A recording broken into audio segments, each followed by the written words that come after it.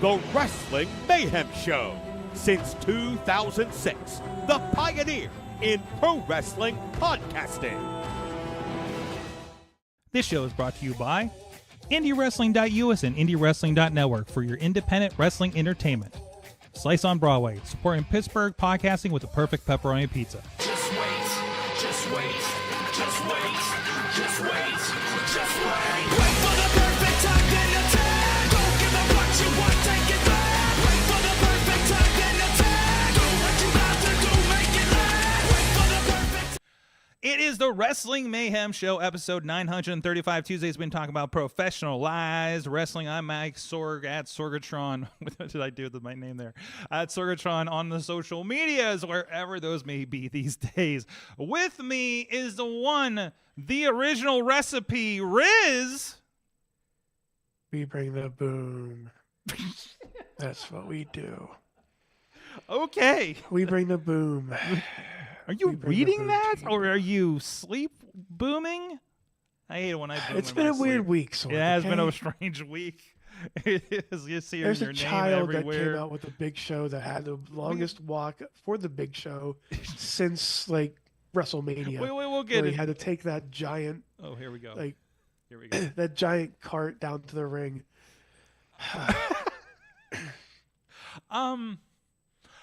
Also with us is our guest for this week. Joe Dombrowski is with us Hey! in the studio. We're catching up. The couch is eating him already. Oh, I love this couch. Sorg, you've done this 934 times before, and you have not lost your plucky, awkward, lovable charm. I got to appreciate Is that how this. you describe what this is? I'm an adjective guy. I got to have something for you. That's what we got. Yeah. I love it when Asylum told me I smile like I'm full of shit. He must have That thought, stuck with me. He must have thought you were a promoter. I don't know what he thought we were doing. We're sitting on two chairs in Clearfield trying to do an interview. And he was like, yeah, like how you smile in there. I know you're full of shit right now or something in the interview. I'm just like, what the hell? I'm just trying to be pleasant, sir, on screen. But, you know, this is why I've got no other TV gigs. But you, of course, Joe Dombrowski, for those who don't know, when you go down the Rolodex of the as long as the 1,001 holds or 4 holds or whatever it is, Joe Dombrowski, international voice of AAA, as well as MLW. And now JCW, apparently. Whoop, whoop. I'm glad I prepared you with all those carroids for all your juggalo-ness. We'll get into that in that experience, because I'm sure it was an experience. Oh, I loved it. Absolutely. And I think your voice got to attach some pretty high-level memes over the last couple weeks as well. High level, high energy. Man, high voltage, if you will. Highly illegal. Highly illegal, highly questionable. Oh, it must be the Juggalo Championship Wrestling. Oh, you're not even at the gathering. Oh my God. That's your dream. One day you and I will walk the gathering, not hallways because it's outdoors. but we're gonna The outdoor hallways of The parking lot of Yeah. that area. the unkept field of the gravel hallways of the gathering of the Juggalos. Oh shit. Anyways, this is a wrestling man. No, I already did that part. Let's get into some of the wrestling stuff of the week. We talked about it a little bit. There was an AEW pay-per-view this past weekend. Riz, you watched good bits of it. We watched some of it here at the studio. There's actually 2 matches that were very, very good that we were watching. Yes. But we were definitely in studio. Somebody revealed to us that they are currently watching this entire Star Wars universe because they've only watched the trilogy and Phantom Menace up until now. So we kind of went into a guidance session for a while there for a couple matches. So I might want to go back and rewatch them. But anyways, very good. Highlight for me had to have been Kyle Fletcher and Will Ospreay. Riz. Yes. Mhm. 100%. 100%. That was the match of the night. Mm-hmm. Mm-hmm. Perfectly done. Like the only bad thing about that was that I think it was that match where they did the tombstone off of that, Mm-hmm. off the stage and onto the On the steps, you mean? Yeah, on the steps. Was Yeah, that was that off that the ring match? onto Yeah. the steps. Yeah. Like that. That was scary, Mm-hmm. and like I give them props for doing that. Just know that I was curled up a little bit. Like I was scared. I have a kind of a, Joe, we might have talked about. I kind of talk about a lot of like I will get squeamish, but I won't internally believe something until I see somebody's actually hurt, kind of thing. Like I have trust that they know what the fuck they're doing when they do something that looks like absolute murder. And that looks like a terrible thing to do to your neck. Right, and I get that. I don't know the science of how it works, but like I it's insane for sure, and everything like that. But man, some of those you're just like, I don't understand how. Well, I mean, I think that's the magic of it in some ways, is right. Yeah, absolutely. When you're in the moment, you don't know. Yeah. And in the moment, I don't want to know. You know? Yeah. The more out of control it looks, the more dangerous it looks, the more reckless it looks, the more we as a people are entertained. It's like, you're not going to turn away when you're passing a car crash on the highway. Of course, I don't want to see anybody get seriously hurt. I don't want to see anybody lose their livelihood. I don't want to see anybody sit at home for a period of weeks or months. But it's that living on the end of a lightning bolt, as Dusty would say, right? It's that danger factor that keeps you coming back, because you think you know, and maybe you hope you know, but you're never 100% sure. Absolutely. And that's the thing. And I feel like some of the moves that look the nastiest sometimes are the safest too. Sure. Like, so somebody explained to me that, like, not all of them obviously, but some of the ones you see on a regular basis, that's why you see them a lot, probably because they're just part of the repertoire, right? But yeah, I think that's a classic. And I think we have a lot of guys in AEW that are of that style, and that I hate to use the term breakneck pace, but that's kind of, and that's what they're known for, and that's why they're trying to differentiate themselves at this point. So no, it was an incredible show. But still, that was a 5-star match. Absolutely, and this 100%. is another show that had Ricochet and Takeshita on it. Another great match that they were telling a lot of really interesting stories with Jon Moxley and Orange Cassidy. This only, again, I kind of, the ending of that main event, that the whole cluster. Everybody has to get their shit in Everybody got event. this shit. Everybody got like their shit. The Raw Attitude Era little car crash ending that we did, which I actually honestly loved it, because I did not. If you expected Orange Cassidy to just walk out of there with the championship, with this storyline that's been going like a month at this point, like one-ish pay-per-view or so has been building. You're building. You don't just beat the NWO at the next pay-per-view. You know what I mean? Like that, and I feel like that's what we're building right now. Right. They're building their own bloodline. Yeah, they're building an NWO style threat, and you need to carry that through. And we're kind of at the we don't trust Sting phase of that story, I think, if that translates. Yeah, Joe, that feels, maybe we're pre-Sting. Maybe we're... it all depends on where the end game is, right? Man, I can't wait for Crow Orange Cassidy. What they've done with Orange Cassidy is so great, though, because you've established him so well as being this lethargic, lazy kind of... millennial slacker type of thing. But he steps up sometimes. And he steps up. And a lot of people don't get Orange Cassidy. But when I worked with him in Portland right before AEW, he summed it up for me perfectly when he said Orange Cassidy is a guy who's obsessed with winning, but he hates pro wrestling. So when you put that into context, there becomes a bit of sense of understanding and relatability to a lot of younger people out there that maybe some of the older folks don't understand. So when Orange Cassidy gets that blood boiling and fires up and says, no, this place means something to me, like, you feel it, and it means something to you, because nothing else got this out of him in the past 4 or 5 years, but this does. This tells me this is important. This tells me I need to keep watching. And the other thing that's great is that entire time, in the background, you got Darby Allin, and you got Darby doing the car crash thing, and Darby rappelling from the ceiling, and who's literally doing this thing? Oh my God, he is! There you go, and with reason, because he was mentored by Sting. Yeah, so it ties together. But it's like, I know this game plan. Yeah, to me, Darby's your guy. Yeah, Darby is the one that's going to wear this company on his sleeve, because you know from his promos, from his interviews, from just the way he carries himself, Darby would die for this company. Darby would give everything he has for this company. The only reason he is a national television star is AEW because the other place would have never let him be himself authentically. He literally came from his car, Yeah.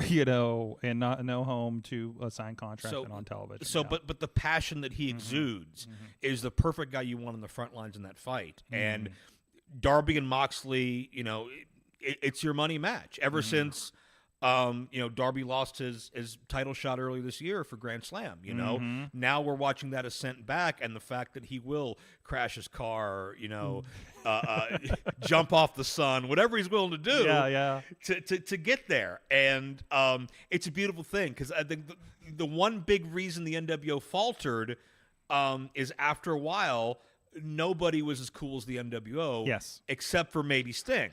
And you had some limitations there. But as cool as Mox is and as laid back and like dangerous as he is, Orange Cassidy, Darby Allin, there's so many people that kind of fit that same vibe that can take that to him and take that to the group. And I don't think we've seen the last of Bryan Danielson in the story either. So there's a lot of moving parts here, and I think we're still simmering, to your point about where we are in the timeline. Maybe we're not at Do We Trust Sting yet? Maybe, maybe we just saw who the third guy is and we're building steam.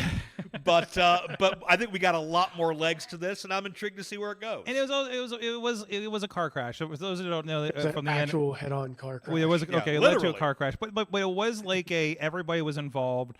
Post match, Christian comes out and tries to cash in. Hangman kind of comes out and spoils him. Then Jay White came out because he's yelling Pac because he's still mad at Pac, and both limping from their match, Hangman and Jay White, right? And then into God, did anybody else come out before they left? And was there anybody else that I missed there? So they just set up like 3 different storylines there out of the end of that show. What's that? Claudio and I think Claudio attacked Jay White. Okay, Claudio attacked Jay White. Yes, and please. And then we had the little car wreck, steal a valet car, get out of there stuff. Confirmed, yes, Darby was driving that car. Because fucking of course. I bet he didn't even put a seatbelt on. I bet he didn't. He was texting while driving. And says, Tony, do I go yet? Tony, is it time? Tony, you want to get a sandwich the car's after coming this? really close to. It's like, please, Tony, can I stop now? No, okay. Tony. He was actually driving with his feet just to see if he could do it. Yeah. We'll get the camera later, just like we got the CM Punk footage a year later from Survivor Series. We're gonna get the Darby No Hands video coming out here soon. Turns out there was a GoPro in the car because, of course, he's a skateboarder. Where's that? Where's that angle? That's the GTV I want to see. Starts playing Superman. Yeah, exactly.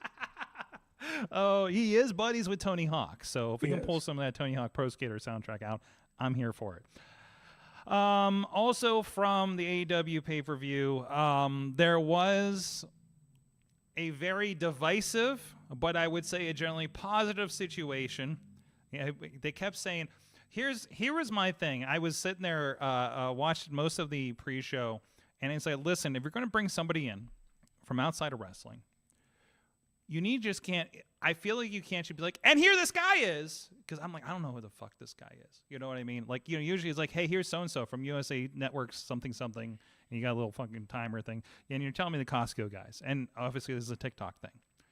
I was like, you need to primer me and not just drop this on a random rampage, like a weigh-in or something like that. It's like, I understand that crowd is showing up, but don't make us feel like we're out of the loop, please. Listen, some of us olds who are on TikTok but not in the same vein, like we have it.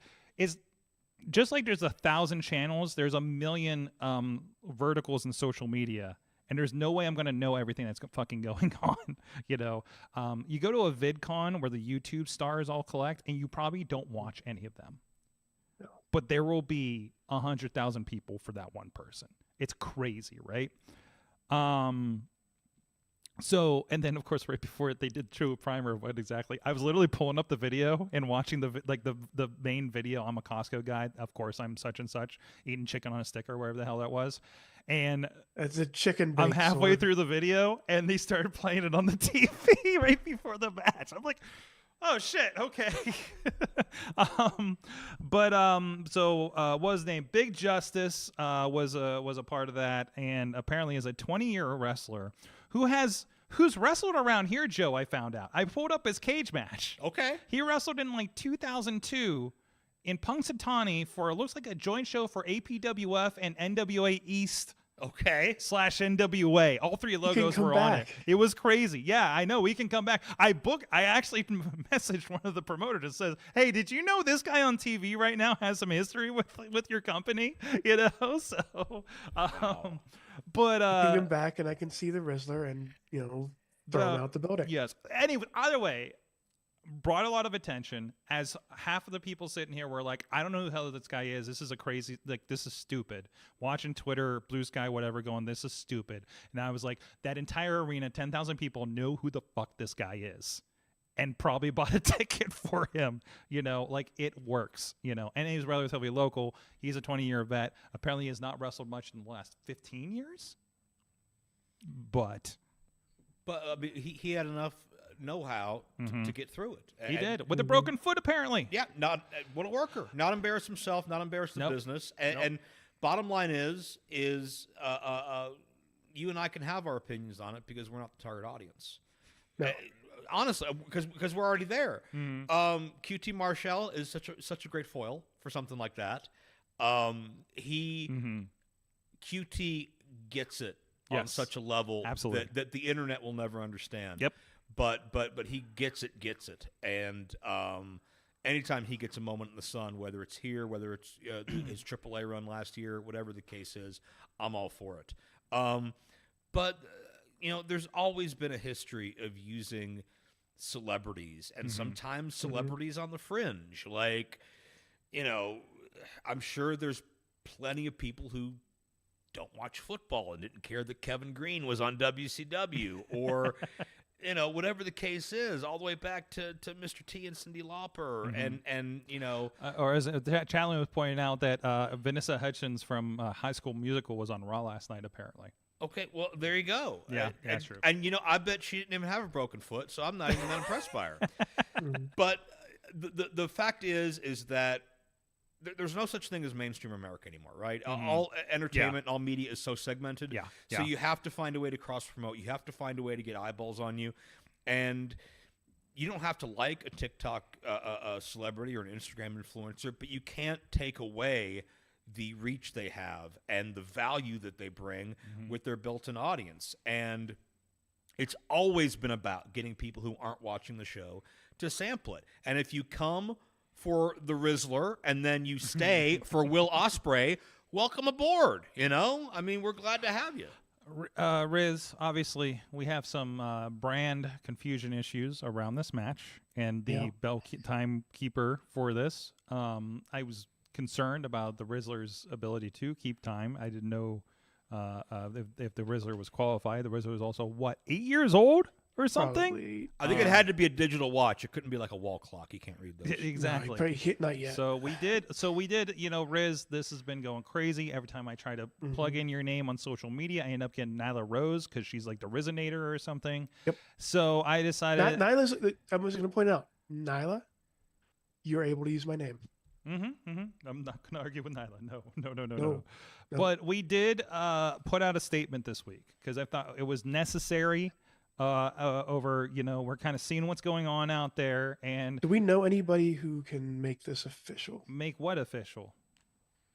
The statement, sort of. The statement is official. It says official for immediate release. That means it's official, and the headline is literally the Riz officially declared the original Riz, which is true. It's very true. And we have a completely official sounding that was not made on ChatGPT. Not at all. Don't bother the. We narrowed it down. Borders. It's fine. It says, the Wrestling Mayhem Show has been my proving ground. My home turf, said the Riz. Completely real quote. For over a decade, I've been delivering top tier content, blazing trails, and letting everyone know what it truly means to be the Riz. It's time the world recognizes what I've known all along. There you go. And so now with the rebranding, Not only a tribute to his storied history, but a bold move to cement his iconic status for the future. With your expect your same cutting edge insights and hilarity we've come to expect and love. So now you are now the original Riz, or as an alternative, the original recipe Riz. Okay, so I don't like all of that, like, Praise? You don't like all the praise, Riz? Yeah, that's the word. Yeah, I mean, I like that though. I like that the logo there for you, Sorg. Okay. I do like how we tried extra Crisby at one point. Yeah, that got weird. It got weird. It looked like Crazy Steve was coming to town, and I didn't want it. Like, he's like, it was weird. But look, I know, like, for the past 2 years now. You've seen this coming. You've seen this coming. Co-opted. The name Riz was thrown around on the TikToks and on social media and all of that. I knew that was coming. Now I have to deal with a tiny kid in a Black Panther suit that is now called the Rizzler. I missed the Black Panther suit. Was that part of the TikTok thing? Like they didn't come out, right? They had their own merchandise. Here I'll explain. Yeah, no. Oh no. There now the new segment called "The Original Riz Explains TikTok Trends to the Rest of Us." Because this was actually mentioned in like a podcast with the Costco people. Okay. Costco guys. I think Costco guys. TM. I believe they have to say it that way. Trademark. Yes. So this was before Rizzler was in the Costco guys. Okay. So they were watching a video of him dressed in a Black Panther suit with mask on and everything, turning around and saying like something to the effect of like Black Panther doesn't need to climb. Okay. And that's how they found out that he was there.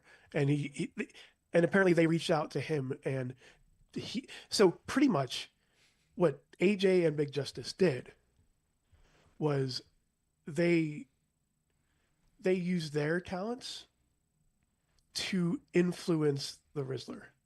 So pretty much they were the NWO and the Outsiders. They were Hulk Hogan and the Outsiders to the Rizzler Big Show. Okay. And they like took him and made sure that he doesn't go against them. By the way, every relationship for the rest of this episode needs to be boiled down to NWO references from here on. Like this is like, I think we've kind of established this, right? So, it does. Okay. Anyways, well, it's out there. It's in the world. Riz, you had a phenomenal response from the Mayhem Nation about this. I did. Except for one. One? Who? Except for was one it Chachi? person. No. Except for one person. That, if I can get this going here, hang on one second.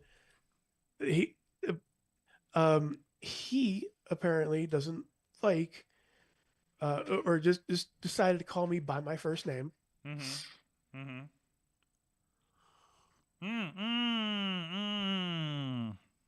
And now that's going to be up there. All right, Bradley. That's there. All right, Bradley. Yeah, Bradley. You brought this upon yourself.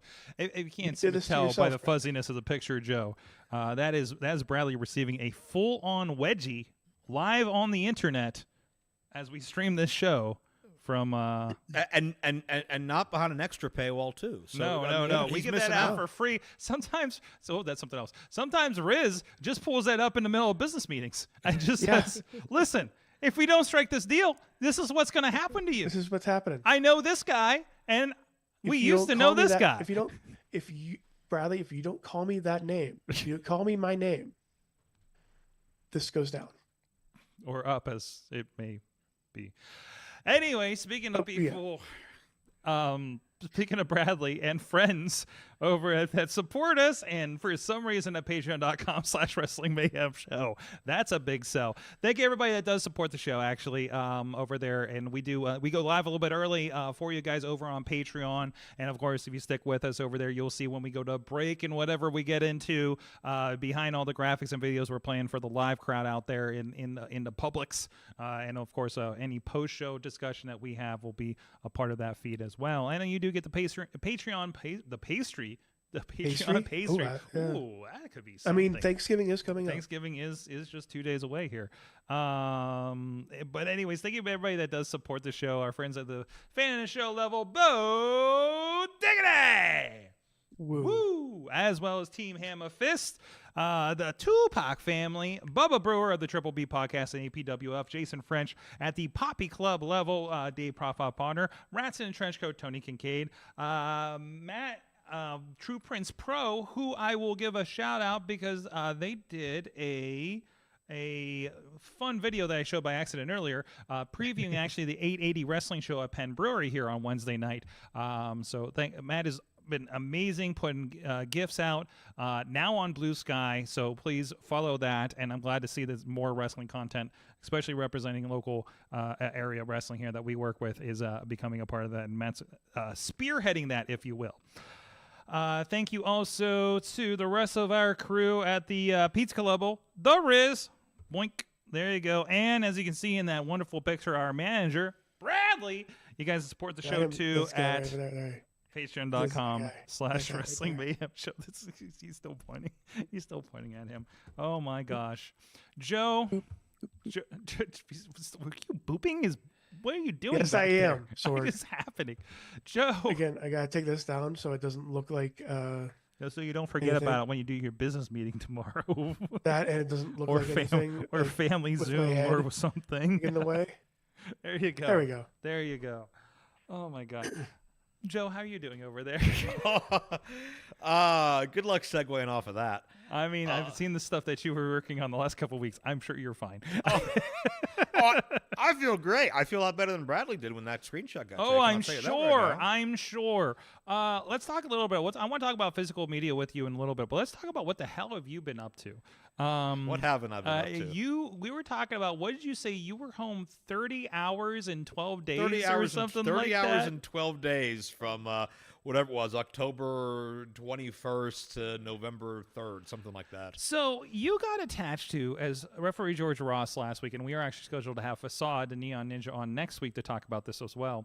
You all somehow got attached to the JCW, lead up to Hallowicked tour that went down, which was the Train of Terror tour. The Train of Terror tour. And man, did I get some FOMO that all my friends were working the shows that I wanted to be at. But and obviously, I don't think you would experience much juggalo-ness other than what I have brought to our car trips. Sure. All right. And you got touched for a good portion of this. I know some of the NWA guys were a part of this, first on and stuff, which was interesting. And they were on YouTube for a while, leading to some Triller pay-per-views and things like that. Why? Why you? Why me? Why you? Why not me? Why did?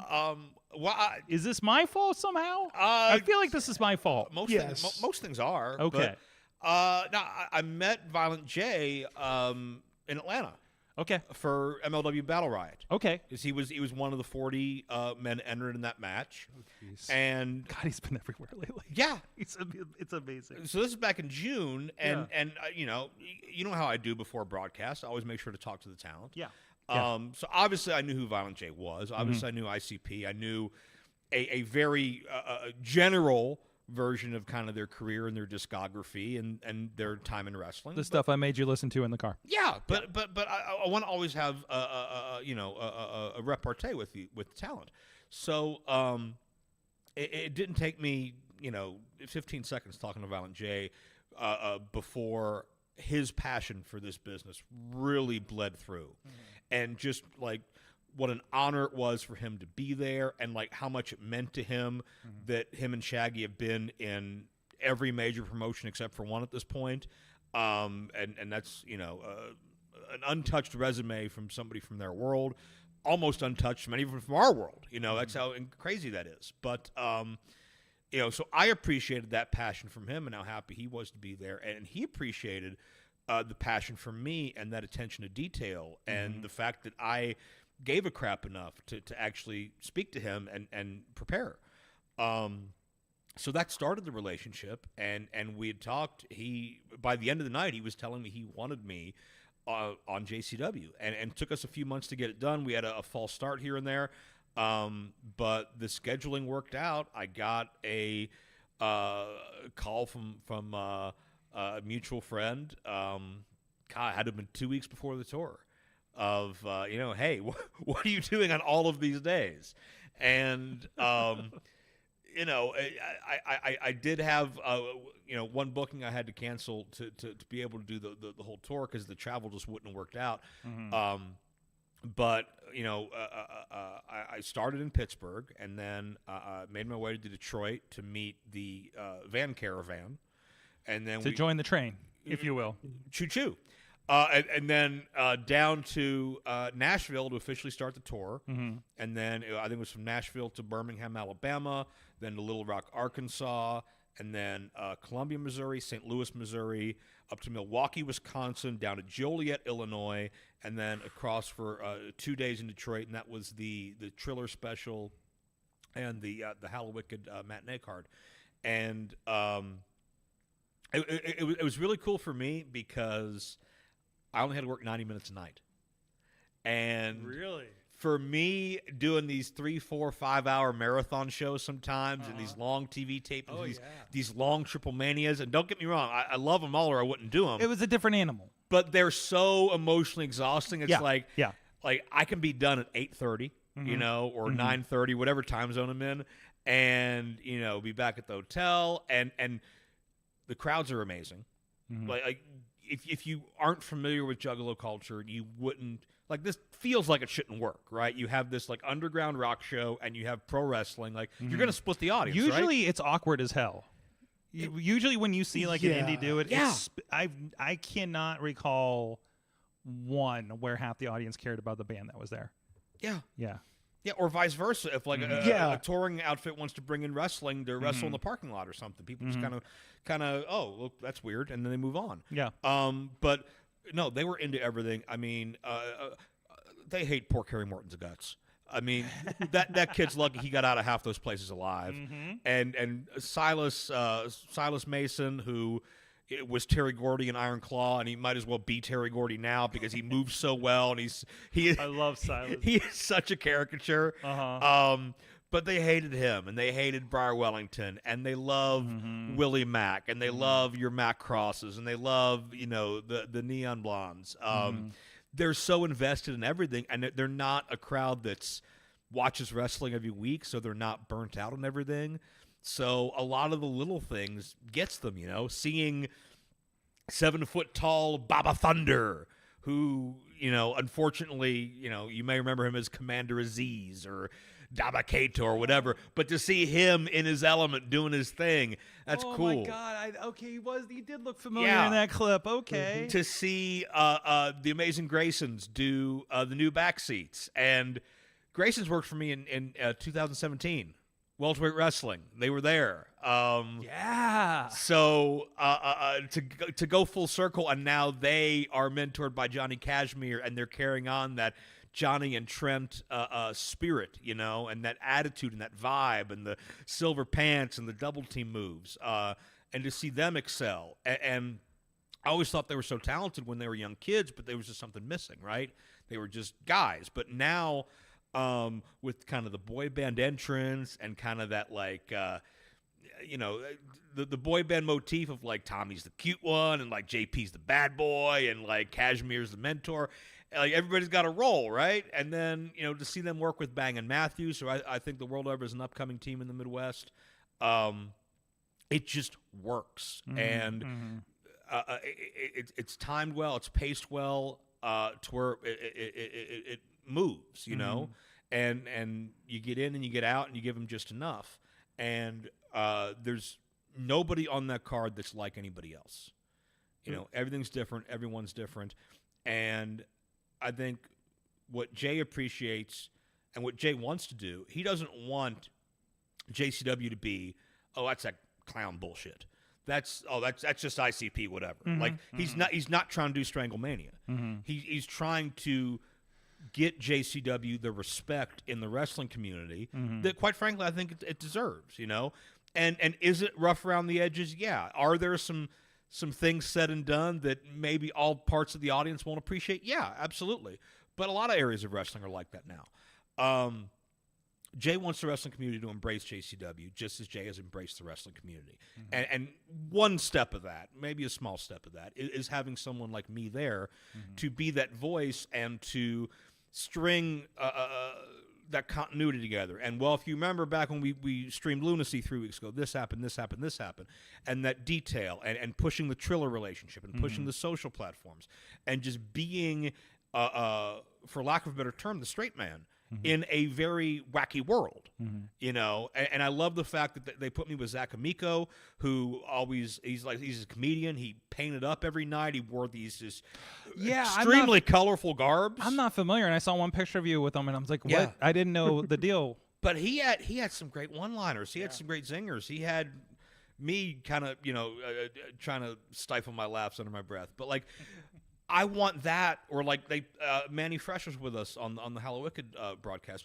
Like, I want that to be the voice of the Juggalo Nation. I want that to be the voice of you know, that type of community. And for me to be there as kind of a bridge to tell wrestling fans it's okay to come on over because you're going to find something that you like. So even though, again, on the surface, doesn't feel like it's my cup of tea, and you know. Were there things there that I wouldn't have done if I was running a show? Absolutely. Absolutely. But that's okay because Jay knows his audience. And I think the important thing is twofold, okay? It's reaching those wrestling fans that maybe have a perception about it unfairly, and it's also making sure you're true to your roots because you don't want to be, and especially in music, you don't want to be looked at as, oh, you're a sellout and you went mainstream and you went corporate. And that's not what they're trying to do. It's not that we are allowed to curse. We are encouraged to curse. Much like this is the podcast where I allow myself to say fuck. This is the wrestling promotion where we allow ourselves to do this. Yeah, like that is the one of the things that sets us apart, and that's okay. I think if I didn't start cursing, Jay might have fined me. I mean, that's just the way it works. Yeah. But it's the ability to have fun with it, you know, and I was, you know, in my head, I took that as a challenge. Okay, I don't normally use that kind of colorful language. I leave that to the talent because I think, you know, it means more that way. But if that's what you want in your presentation, okay, well, how do I use it sparingly, but in ways that mean something? Yeah. Not just to say, like, hey, what the F's up, welcome to the show, but how do I put that attached to moments that'll make it mean more? Yeah. So I still took that as a challenge and one that I was glad to embrace. And if that's what the boss wants, it's what the boss gets. But I think Jay and I were very, very pleased with each other after that tour, and we both want to do more. So I'm officially down with the clowns. And I love it. I love that. I love what you're saying about like the accessibility of it because it's definitely been, you know, maybe because like I've seen it over the last couple of decades, pretty much at the gathering where the audience is the audience, right? Is literally the audience, and so like it felt inaccessible because it's like these are all the inside jokes of people that listen to this music, right? Like, and nobody else is going to appreciate this. And I love that it is, I don't want to say softened, but it's that accessibility, right? Yeah, it hasn't softened. It's broadened. Yeah, it's broadened. Yeah, evolved, if you will. Because I mean, my roommate most nights was Simon Gotch. Simon Gotch is not a juggalo, as far as I know. Maybe he is when nobody's looking. I don't know. But he doesn't fit that motif either. No, you know what I mean? No. But it works because there's nobody else in the show like him. So we can talk about how he's a technical machine and he's a suplex master and all this type of stuff. But yeah, I think again, like it's not like JCW back in the day where like, okay, one of the guys is dead and one of the guys is a parody of somebody else you see on another show. It's not. I did see a promo where I think they pulled Evil Dead out of the trunk of a car, though. I'm glad to see Evil Dead is still a thing. By the way. Yeah, but and that's fine for like a comedy or a punchline or for a nice little wink to the longtime fans. But that's not what the main sales pitch is. The main sales pitch is pro wrestling, just like it is anywhere else. And I would venture as far as to say to do it in these packed, standing room only, underground rock clubs is a hell of a lot cooler than 30 people in a VFW somewhere. Yes. And I did say that they don't do parodies of other people, which is not entirely accurate because of the one moment that we're going to talk about. I'll let you take the reins. I mean, the match you didn't know you wanted, because I couldn't believe the other guy was on here too. One, first I'm going to tell you, Soul Taker is part of this clip that was going around. Once upon a time, I couldn't say the name of that. Yeah, match. right. And then and against Cocaine. So there's been a lot of colored canes going around here, and this was the oh god, he's just taking. By the way, everybody that's like all the video providers, that is sugar. That is probably not what you think obviously it is. Sugar.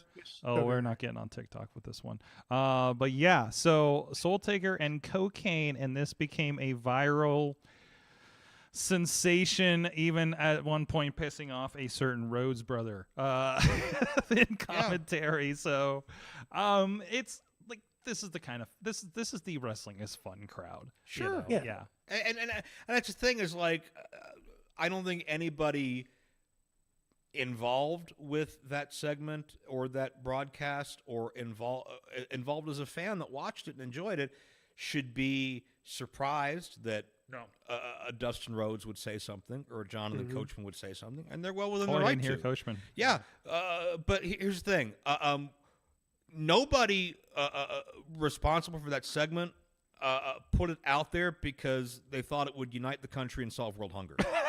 That wasn't the point. Obviously, it's there to get people talking. It's there to piss people off. It's there to stir up emotions, whether you're going to laugh at it or be angry at it. So, not to go all Eric Bischoff on you, but controversy creates cash. And the thing with Cocaine that a lot of people missed, unless you were watching the Train of Territory, is that there was a 9-day-long thread that got us to Cocaine, because the first night of the tour, we saw the debut of Pink Cane. And Pink Cane wrestled for a few days, and then, as the story goes, there may have been a cease and desist from a certain company in Connecticut, and that begets Yellow Cane, who debuts later that night. And now we got Yellow Cane, who works for a few nights. And then, Yellow Cane got popped on the C&D. He won't be on the Triller show. And then, but what do we have, lo and behold? That's got to be Cocaine. And yes, I did the Vince line almost every night of that tour. That's got to be for the introduction. But that's fun. Listen, I'm not here to argue a legal trademark. It's parody. Parameters. It's parody. I'm just here to say I had fun calling it. I had fun having my voice on it. If you don't like it, if it's not for you, cool, fair game. Welcome to the Juggalo culture. but it's not for everybody. But at the same time, that audience loved it, and Violent J knows his audience. Was there harm done? I don't think there was. Nobody's kicking Glenn Jacobs out of Knox County. No one is calling for ICP to flee the country. No one, it's going to be okay, guys. There's more problems out there in the world. But yeah, I had fun doing it. Again, would it have been something I would have put on a broadcast? No. But here's what you got. You got a Cocaine match. All right, sign me up. I'm on board. Let's see what this is and what this does. And obviously, I mean, to Costco guys level saturation on the internet. We didn't even have to write a song about it.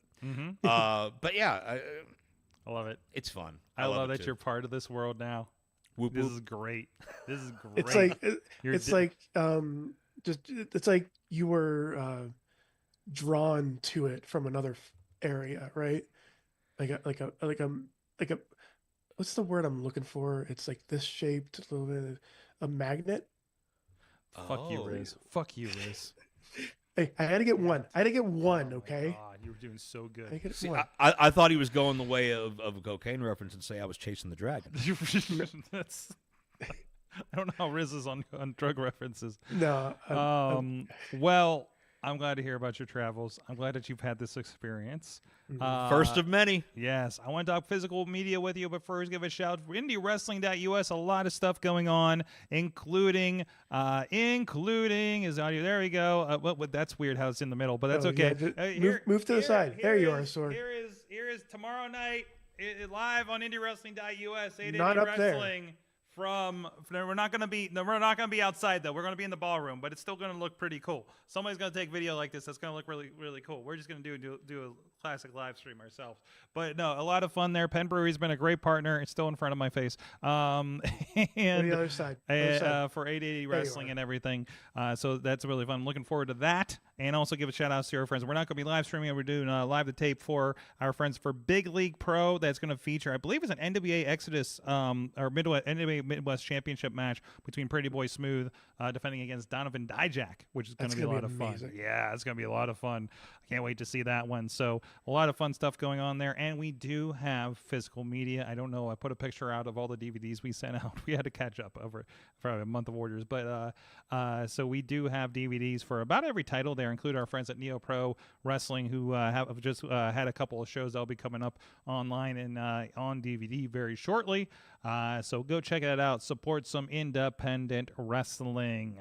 Joe Dombrowski, physical media. You have been on a campaign that I don't think I've seen on social media pushed as hard as since the main event. We're pushing for to book more tag team matches. You cowards! Have you added you cowards to your keep physical media alive? I have not, because I want to draw in all types of fans. Okay. Even if you're a coward, I still welcome your business. What's going to be the Juggalo version of this promotion? The Juggalo version of this promotion. Fago. I don't want to say it. There'll be profanity in it. You're allowed to on this show. Yeah, but you're not. It's not going to be the leading not threatening me. line, but I'm not threatening you. No, yeah, it's gonna be like you're throwing Fago out, doing the Fago Armageddon, only you're throwing DVDs at people. Ouch. Yeah, duck and cover. Well, also with the Fago, ouch. Actually, sometimes they don't flip the cap off the entire way, and you just get a full Fago at your head. So I have a friend that he just got spiked in the front row one time. And you want me to go to this, Sorg? Well, we're not going to put you in that part of the danger. He was also flipping off Shaggy for some reason, so weird thing for a fan to do. But anyways, no, but I mean, you've been, I don't know how many DVDs I've authored for you over the years and everything. You still push it, and I'm like, Joe, there's this thing called the internet. You don't have to think as much stuff. And then this is an argument we have on our side too. But like, should we still doing it? Is there enough people buying them? Things like that. But you've been on a really big, like I said, a really big campaign with things lately about this. Well, what I realized is it depends on the audience. It depends on the product. Sure. When I first did Montreal Theory with you in 2013, which, if you're new to the dance, that was a wild time. That we were so young and we were so carefree. Somebody messaged, I don't want anybody talking about the Montreal Screwjob with Survivor Series coming up this year in Canada. And I wanted to respond, Whoops. Well, you can go watch the Montreal Theory over to do There you go. That's perfect. But basically, to those that have never heard of it, it's a reimagining of the Montreal Screwjob. If Vince and Brett were in on it, how would that have worked? What would that have consisted of? What does that mean? How likely is it? But when I put that out in 2013 with you, that was on a whim and a prayer. That was me believing in an idea and thinking to myself, man, someone should make like a full-length DVD out of this. Wait a minute, I can make a full-length DVD out of this. Because I'd already dabbled in shipping and duplication and things like that with all the PWO stuff when I took over their merch. If that had failed, And the world had told me that's flop. You're not creative. Go back in your cave. Go in a hole and just rot. None of this else would be happening. But the fact that I've been able to continually find where that audience is and figure out what they're interested in brings that value to me. And to your point, I mean, obviously DVDs are nowhere near what they were before in terms of saturation, in terms of market share, in terms of anything. And my DVD sales dropped year over year, probably every year from 2013 up until 2021. And my digital sales increased. But the big thing that changed that is when we did the Brian Pillman Memorial Show anthology. And to those that don't know, when Brian passed, Les Thatcher in Cincinnati did 4 different fundraisers for Brian's family that involved, it was the only event filmed that involved talent from WWF, WCW, and ECW at the height of the Monday Night War. And those shows had been mythical, right? You'd always heard about them, and you'd never seen them unless you were lucky enough to see, like, Chris Benoit versus William Regal, something like that. But you never see the full events. I was able to bridge the gap between Les Thatcher and the Pillman family to get them together and get the rights straight to get an official release of this for the first time, and sales skyrocketed. I was moving 40 or 50 units a day for a period of weeks at $35 a pop when you include shipping. So you can imagine the dollars that are circling through, right? So all of this helps me realize that, okay, I couldn't, if I'm at a show and a 10-year-old comes up to me, I don't know how to sell them a DVD of Bluey or something. Like, I don't know how to do that because they don't even know what the hell it is. But if there's somebody my age or a little older or a little younger, and it's something they grew up watching and it's something they grew up appreciating or always wanting to see or curious about, that's the sweet spot right now. And what really helped is last year I started building partnerships and relationships with a lot of content owners. And it started with the Miro Savoldi Wrestling Network, Savmar Media, ClassicWrestling.net, who own a lot of the Dallas footage and Global Wrestling Federation and a lot of stuff you see out there in the wild that is not owned by a billionaire, right? And that opened the door to Todd Okerlund, Gene's son, who's got pieces of Detroit and the PAFO territory and the Herb Abrams UWF. And just through that, it's, hey, we should reach out to Herb Simmons, who owns St. Louis. And the owner of Kansas City isn't alive anymore, but Harley Race's son, Justin Race, is here. Let's talk to him. And Rock Parsons at the Wrestling Legends Network works with Dono and Son, and build up this big spider's web of just interconnecting content. And so many of these places are online, and they are streaming. But in my opinion, people my age or the average person that wants that type of footage isn't looking at streaming first to get their entertainment, or at least get this kind of entertainment.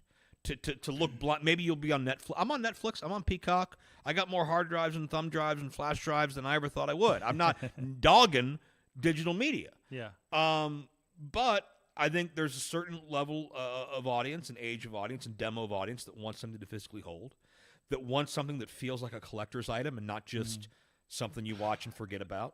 And also, you're not at the whim of these. Case in point, something not wrestling. I realized about a year ago, I found for a decent price on Amazon the entire, big fan, the original run of Ninja Turtles. Okay. Like 10 seasons, right? Yeah. Crazy. Like 30 DVDs in it. Like, I'm never gonna sit down and watch all these. And then I get Paramount Plus. I was like, oh, the Ninja Turtles on here. I started watching it and realized like it's missing most of it. Right? Like, maybe you don't have that entire thing. Maybe things like, hey, if you got a physical copy of Muppet Babies, you got gold, right? Because that stuff's not getting out anywhere because of the things they did with rights and stuff back then that they were a little looser on that you can't get by with right now. Exactly. It's like, you're like, oh, hey, you brought up WWE Network is officially dying with the Netflix deal because it does still exist, for those who don't know, outside of the U.S. Sure. Peacock only has U.S. content for WWE. I know you can't tell by watching the programming, but that will now all shift to Netflix. Will all of it go with it? Who knows? Is Hulk Hogan Rock and Wrestling going to go away when Hulk Hogan does something terrible again? Who knows? And that's going to happen Yeah. very likely when the Peacock deal ends in 2026 here domestically. I think they're all going. Absolutely. Yeah. So I mean, because people used to ask me, why don't you have the WWE Network? And I would say I've had the WWE Network for years before it existed. It's just in 3 or 4 different bookshelves in my house, because that.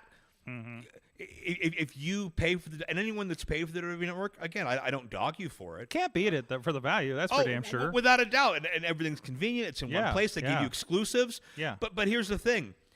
You don't own any of that. You're renting it. So as soon as they take it away, you paid $10 a month in, hundreds and thousands of dollars. Now they take it away. What do you have left? So I gave a friend of mine, when WWE Network happened, I had all the pay-per-views we taped on VHS from all the years, like boxes of them. I pulled out things that I knew that WWE was not releasing or had edited. Like, say, I had an Eddie Guerrero tribute. I had like the ECW One Night Stands. I knew the music wasn't intact. Right.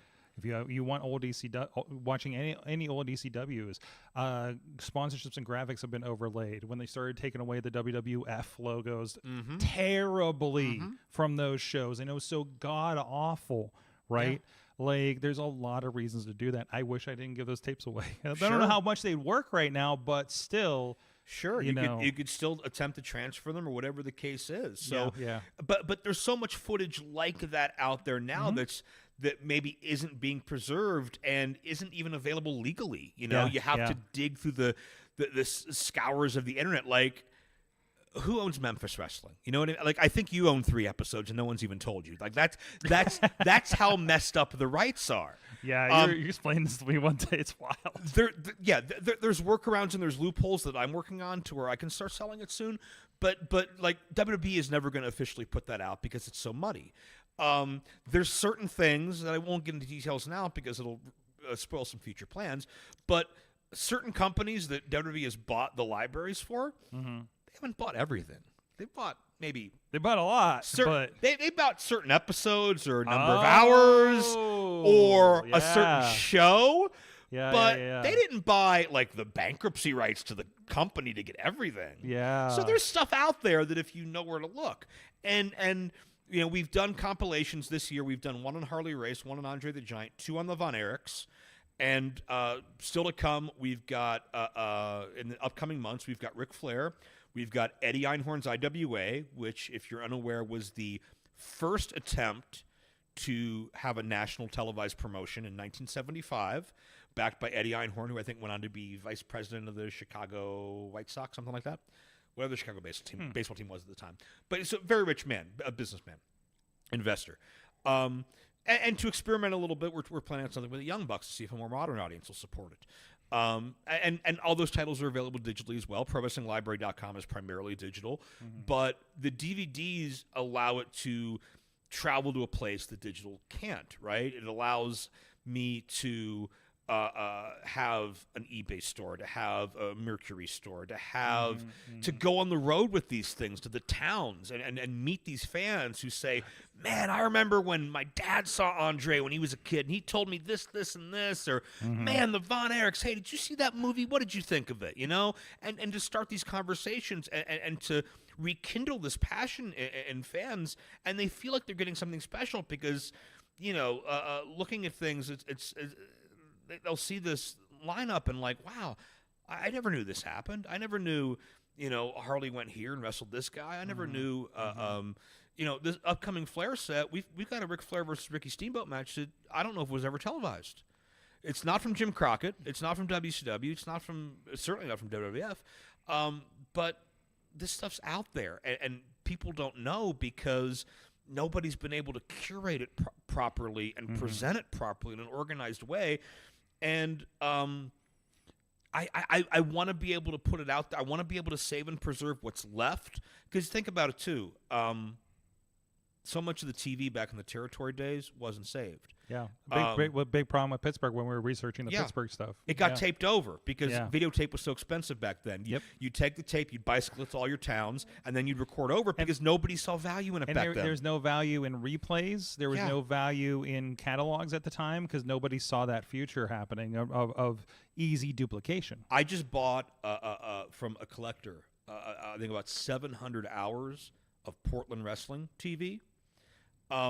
Most of that came from the private collection of the late great Playboy Buddy Rose. So the promoter Don Owen wasn't even saving the shows. One of his talents was recording it off television, and that's the only reason we have it today. That's wild. But yeah, like think of all these legends that I've named, and like in 2025 and 26, all things willing, I want to do a Terry Funk set. I want to do a Jerry Lawler set. I want to do a Kevin Sullivan set. Yeah. I want to do all this stuff to put this out there because how many people are huge Roddy Piper fans and never saw anything he did in Portland?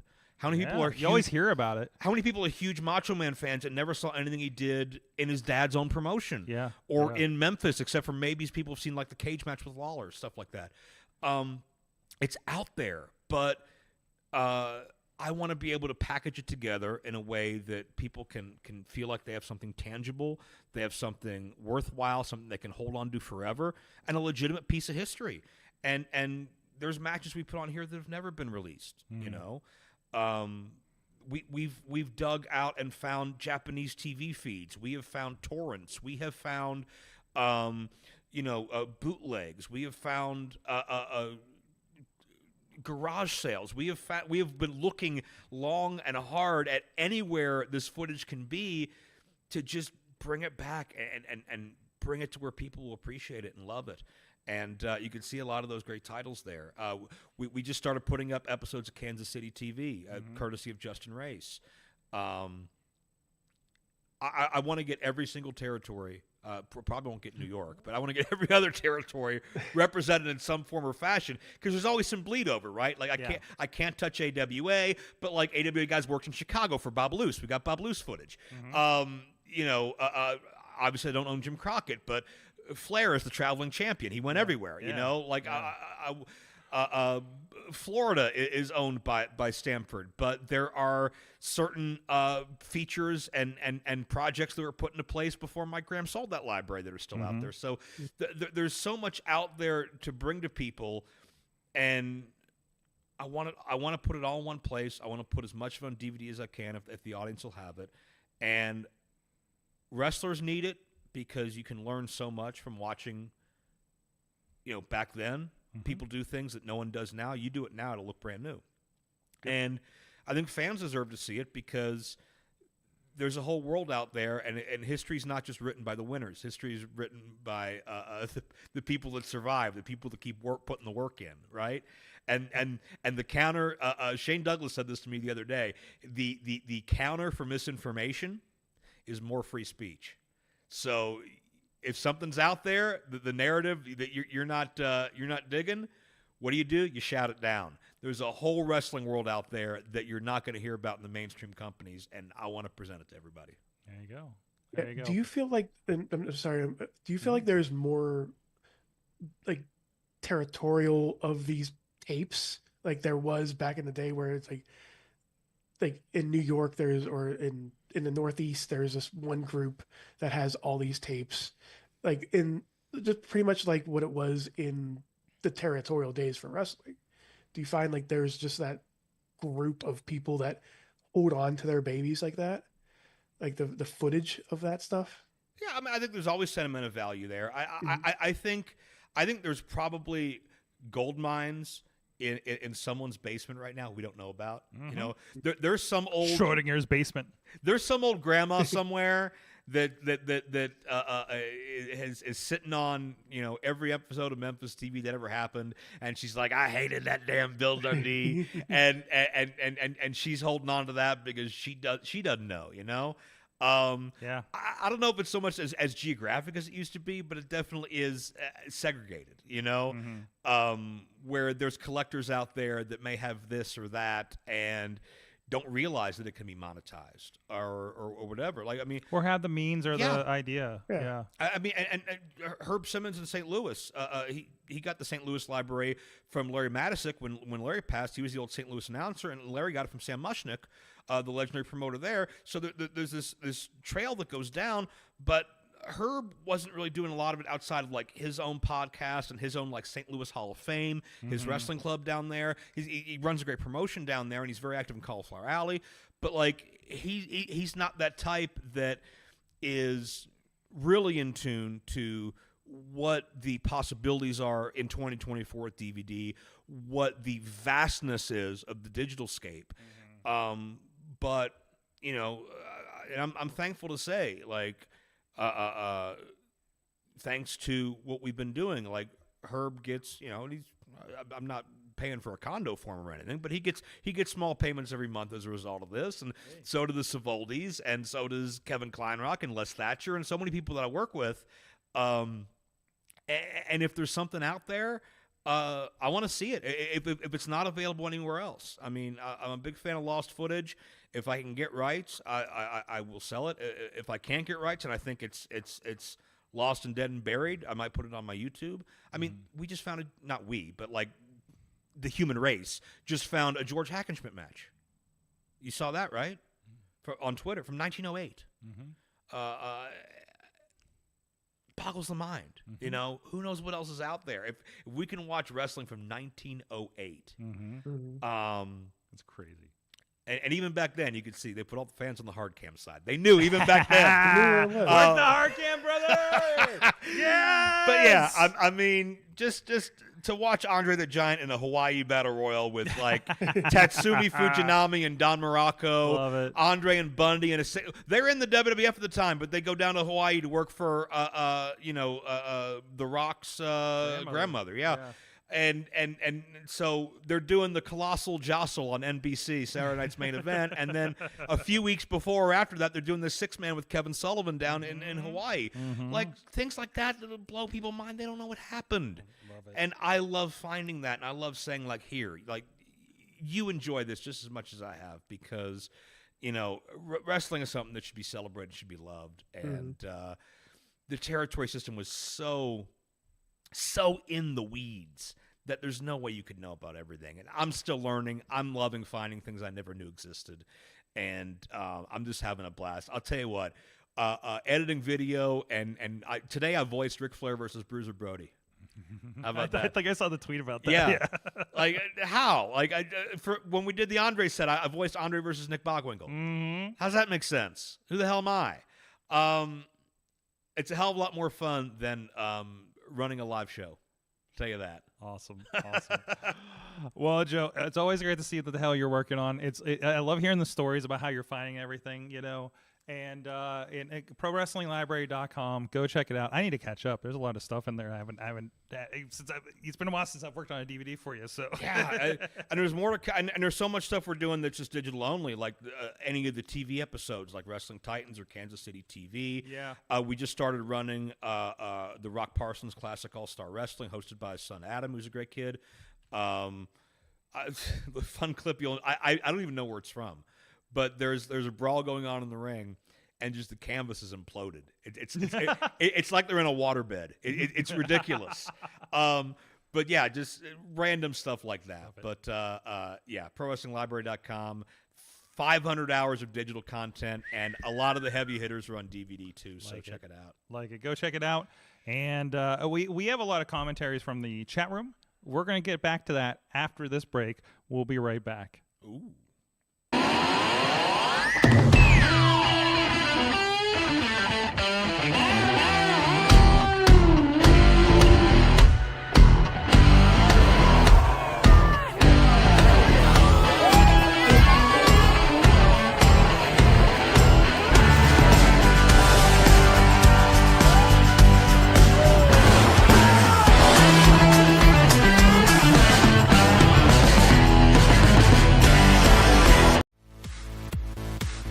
I'm Eamon. I'm Merlin. And we're a gay. And his NB. Are you a reality television connoisseur? Do you like it discussed from an LGBTQ lens? If so, A Gay and His Envy is the podcast for you. Hear us break down all your favorite guilty pleasure reality shows from Bravo, Drag Race, and just about everything in between. Listen to A Gay and His Envy on Apple Podcasts, Spotify, or wherever you listen to podcasts.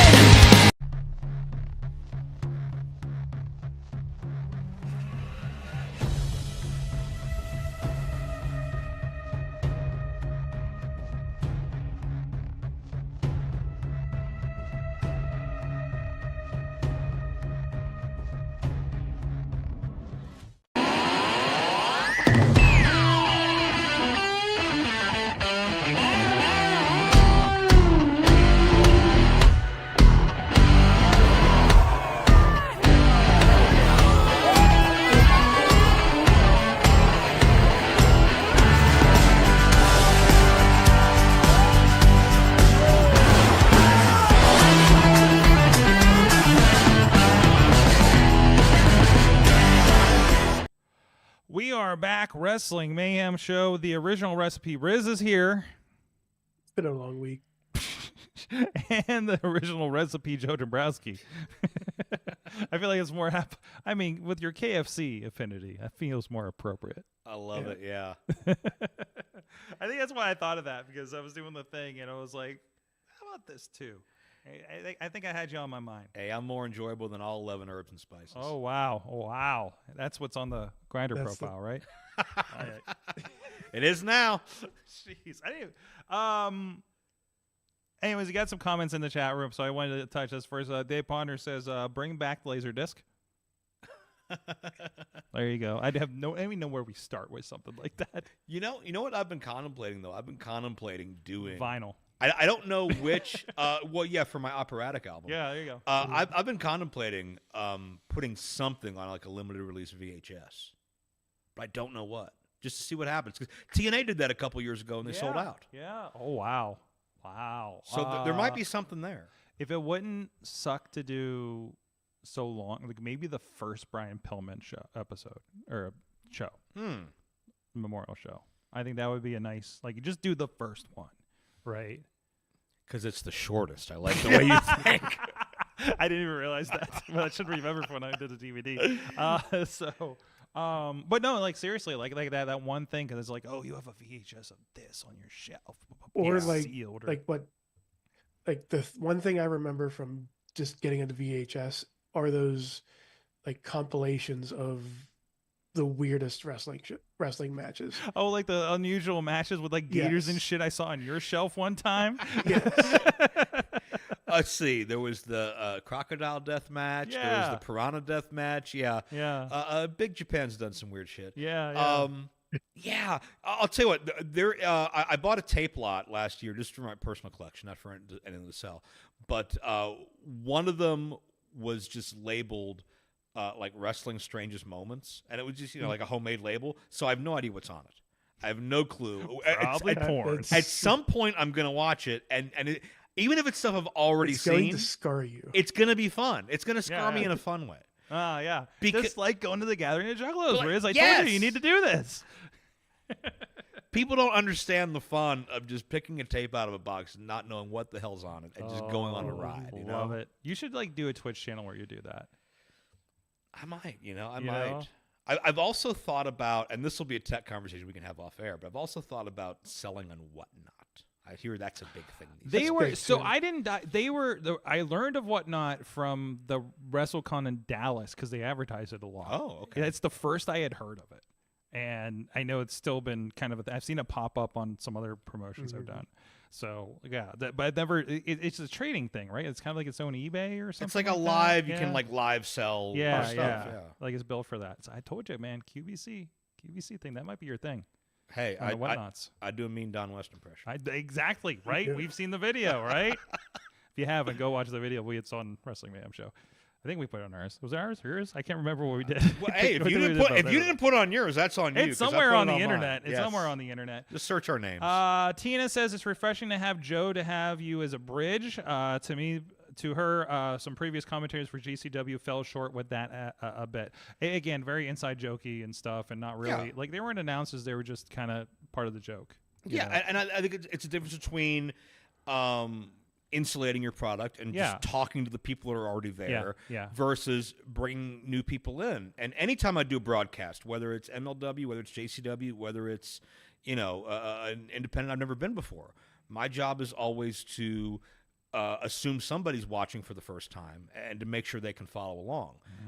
That's how you grow your audience, and if you as a viewer think you're smarter than me or think that I'm not, giving the gravitas that I should, then I'm not doing my job. There's no point in me being there. Yeah. And we're all wasting each other's time. So thank you for saying that. I'm glad that I was able to help somebody discover it. And then Tina in Seattle also, I think she's responding to when we were talking a little bit about Heartland and the memorial shows, the Pillman memorial shows. Okay. Was Memories of Home. And I think she's asking, was that particular show at Norwood High School shown? And I know you have 3 volumes of Heartland now. Because I think she did video on some of those, and we've been wondering if you have some of her work in your collection.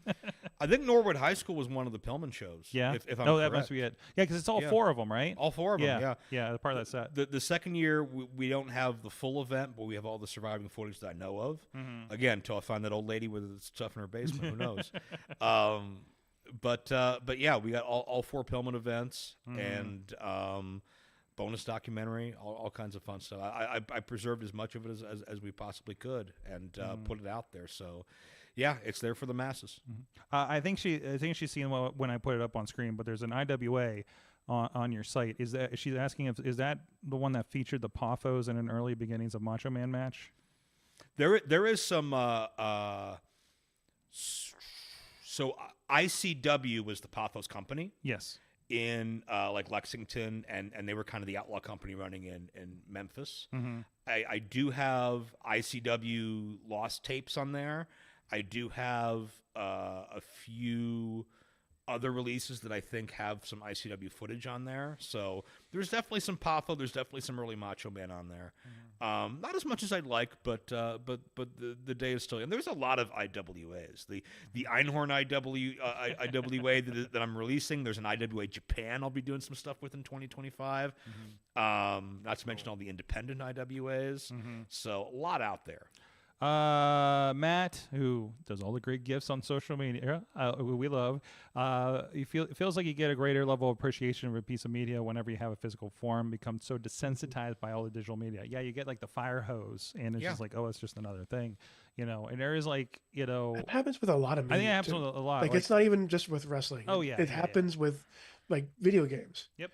Like the biggest thing over here is like with Game Pass and stuff like that. And just kind of like what Joe was saying, like those games go away. They don't stay there forever. I was pontificating with somebody a couple of days ago. I think this was when while we were watching the pay-per-view on Saturday night, and I remembered why didn't we like spend so much time with X, Y, and Z thing, like kind of thing. And I was like, and I drew back to, I was like, you realize like growing up, a lot of us had 3 channels. Wrestling was probably on Sunday morning. And instead of the internet to fill all those gaps, I had a video game magazine and a wrestling magazine that came in every month. And I would pore over those over and over again for the month because that's all I had coming to me to get more of this thing that I loved to follow. I think that's one thing that this generation misses out on and won't ever understand is that anticipation, right?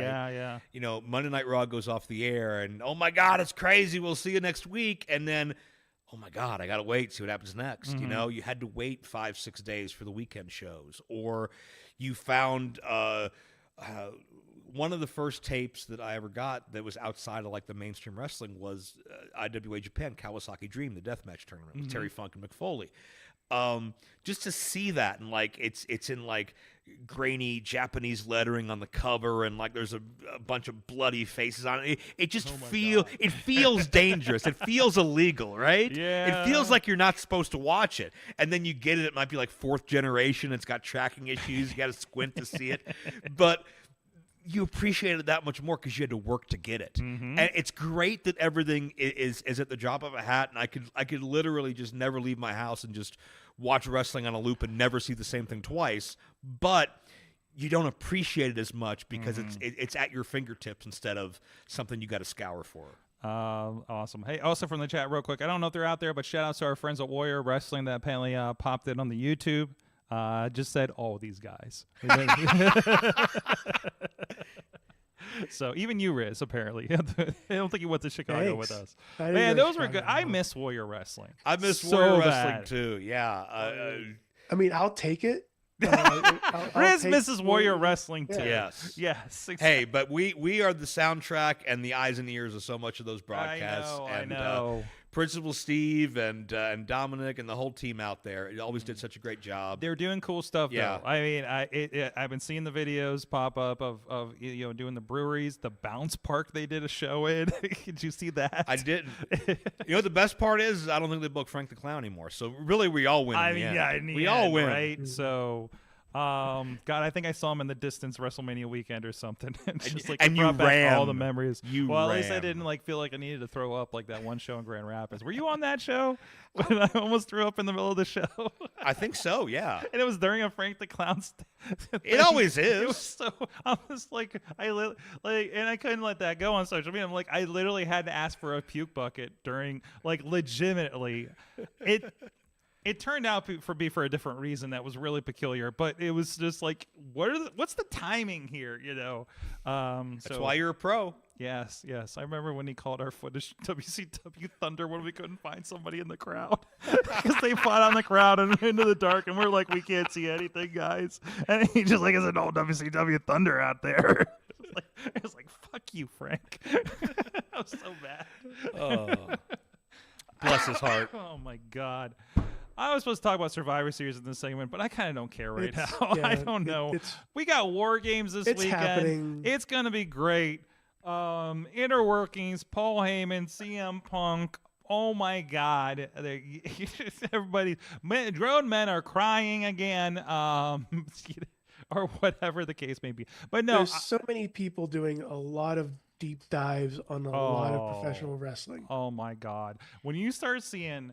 like every time there's a Marvel trailer, somebody goes in and tries to go and dissect every little thing in the background and what it could be and how it relates to the comic book. Paul Heyman winked. Like, did you see Paul Heyman wink? Did you see him wink at him? You see that wink? Yes. Yeah, you see the wink to the one where Paul Heyman is wearing the same suit that Solo Sikoa used to wear. Like, what the hell are we doing? I love that though. It's so great. That's such a far cry from being spoon-fed everything. Yes. And feeling like you're an idiot for watching it, even though you're not supposed to. Mm-hmm. It gives people a reason to pay attention. Mm-hmm. It shows you that details matter. And I think one of the biggest problems was just how superficial everything used to be, and everything was in a 4-week cycle. You build your PLE, and then it happens, and then we forget everything that happened, move on. We just built a match that doesn't even happen on Survivor Series. It's going to have a Saturday night's main event between Cody and Kevin Owens. I don't even think they're on the show this weekend. No, they're not. Right? There you go. And it's a big 4. That's how much damn talent you have. Exactly. Why have a half-assed world championship that is obviously going to be filler thing because you have 2 War Games matches that everybody's really there for? You know, like, they're so good at spreading that out, and it's not a predictable, hey, we have a Raw SmackDown. It's just like, oh, we'll just have this blow off over here. We'll have this blow off over here. And then, like, you know, the structure of those shows is so much more interesting, right? Yes, and it's smarter because as something else is cooling down, there's something right there ready to heat up. Yes, Yeah. absolutely. And going back to like the backstage segments, you're trying to look now in the background for other segments happening in the background of the segment that you're watching. And you're trying to see like if there's any background, like any little detail you can find. It's in the culture, but this is that comic book writer they hired. They hired a comic book writer a couple years ago as a continuity expert. Mm-hmm. That's it. This is very much like this is the kind of thing when you're watching Marvel movies. This is the kind of thing when you're watching the comic book and something that you noticed pays off. Oh, I remember that thing from 13 issues ago, and that came together here. You get the little Stanley asterisk that says, "Remember, True Believers." That's the only thing missing from WWE is a little like Triple H, like, "Hey guys, remember when this happened?" You know, it's very video game like as well. What like having Easter eggs pop in and out of different circumstances, and going like, "Oh, is that Freddy Fazbear back there? Huh, that's cool." And oh, you can press a little button here and it goes. It honks. But like you see something like last week, there was the segment with Kofi and Xavier Woods. One thing I didn't notice, internet noticed, was the chain that Kofi was wearing had a little emblem of the Majin from Dragon Ball Z. That's why everybody has this, like Kofi's the one that's going heel thing. But then this week, Xavier Woods, like they both had different Dragon Ball Z stuff on.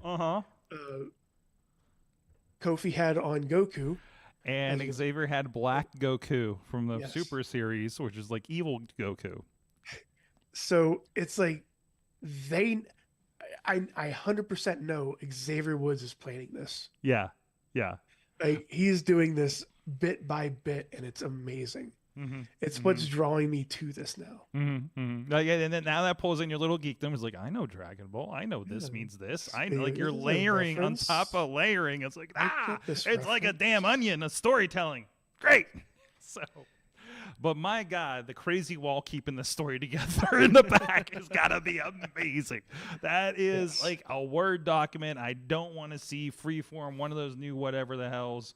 We need a sledgehammer in the corner to note the Triple H mark. Oh my God. If there's what was it?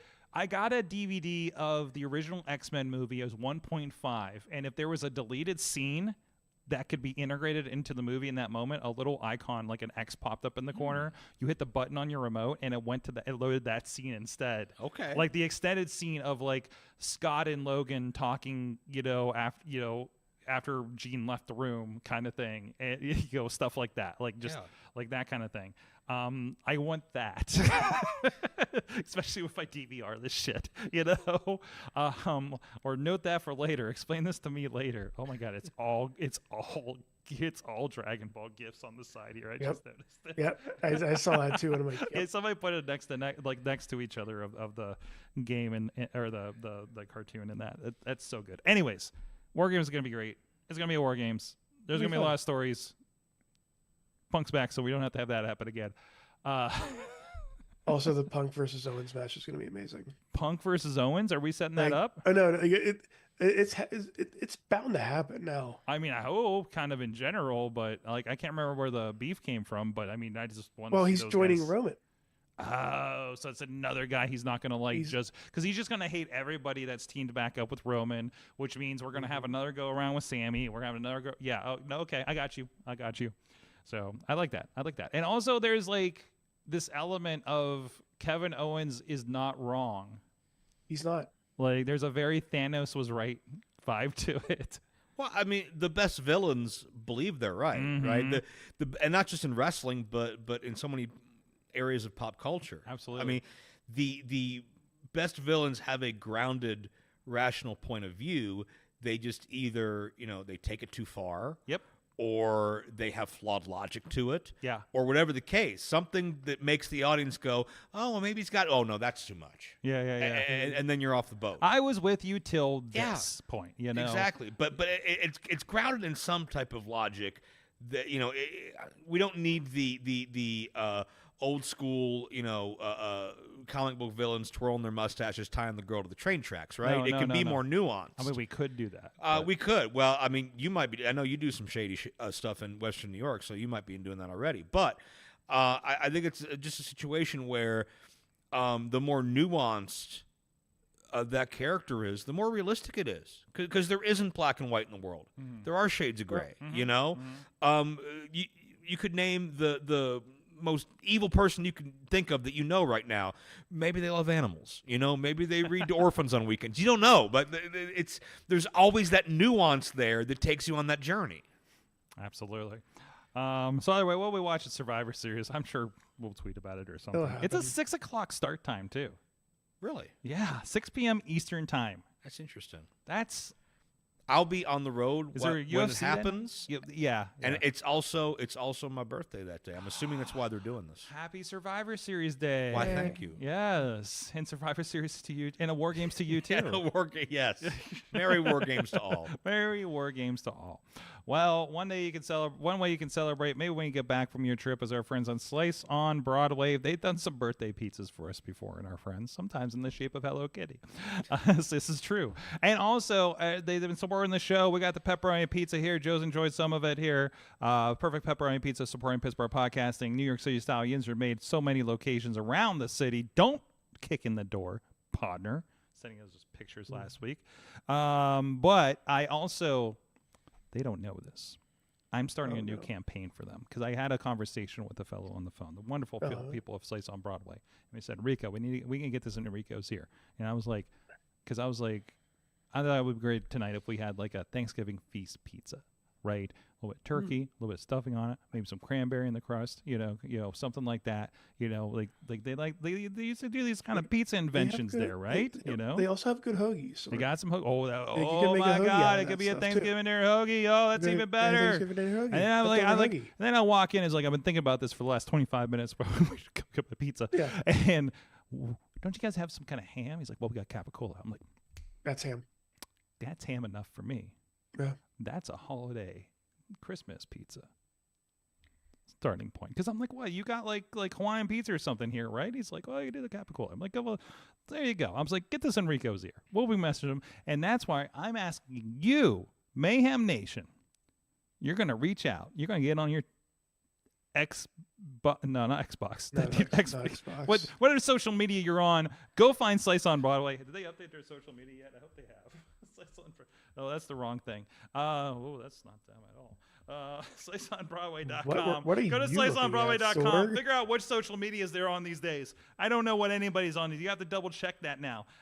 Do your due diligence. Hit them up and on whatever social media and be like, listen, holiday pizza, ham, whatever you think of for what's a Christmas? I can't remember what Christmas dinner is. It's the one without turkey, typically, right? Ham. Just ham. Just get your Christmas just ham, a whole bunch of pizza. Fish on one. Give me your turkey dinner hoagie, and there you go. And then we're gonna help. Just make a sandwich. A pizza that has 7 different fishes on it.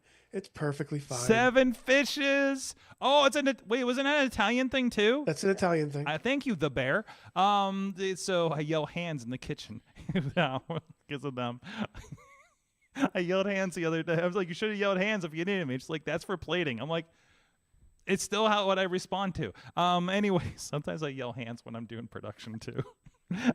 Anyways, Slice on Broadway. The 7 fishes of your pizza-ness, hopefully this holiday if Rico listens to this, and the people. Let the people know! The pizza people. Okay, I got that out of my system here.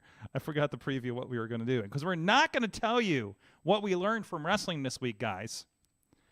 If you watch the social media, I actually put it out there with the Wrestle Turkey. What are you thankful for in pro wrestling this year? Pause for dramatic effect. No, like I've been trying to think of this for quite some time. Like wrestling in general has done a lot for me.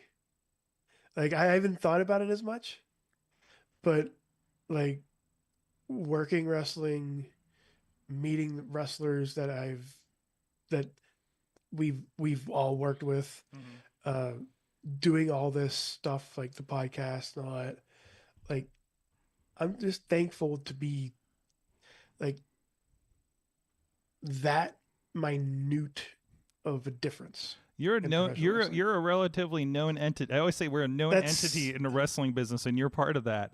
Yeah, including that time you shunned Hornswoggle. Yeah, the one time I shunned Swoggle, I'm sorry. That wasn't my fault. It was Chachi's fault. But like hearing like people actually liking the stuff that I've done, especially on like going back to RWA this year, where like the whole Super Hentai and HL Supreme thing. I'll put you over on this one. Riz has helmed the graphics department for RWA for the entire year. And I'd say you've done like 80% of the shows, right? I'm sure that works with 10 shows, 11 shows. Yeah. But you not only are you getting those names right, but also like Super Hentai's name was under duress and trademark infringement. So there was a whole thing where somebody would come out, Preston Everest was coming out and was Super Hentai. So when he comes out and it says no, no, no. You know how many jokes just popped into my head I can't say right now? I know, right? I know. You can't on this show probably. But okay, I shouldn't. If you go backstage to RWA, Riz has comedic timing of on the fly changing the graphic. Okay. Like backspacing. Yes, one letter at a backspacing time. and just typing in the correction as it's being corrected for the audience by hand cuts. Or the wrestler or something like that. For instance, I think Super Hentai, there's also a Super Hentai story. I think he was supposed to be the member of the Rumble that got replaced by cameraman Matt.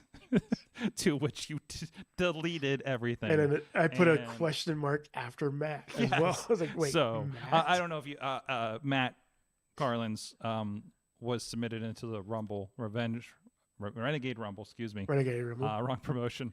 And went in, came face to face with Malachi Gage, and Malachi rushed him. He actually has an elimination over Malachi Gage. Gets pulled out. Crash Jackson got in the way, and then they ran. Well, that's a whole lot of dude. They ran out. It is a whole lot of dude. And now he's the RWA champion. Congratulations, Crash.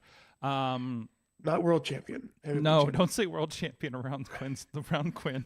He gets her so bad about it. And Quinn's right too. Yes, he is. But, he is right. But that just makes us want to say it more.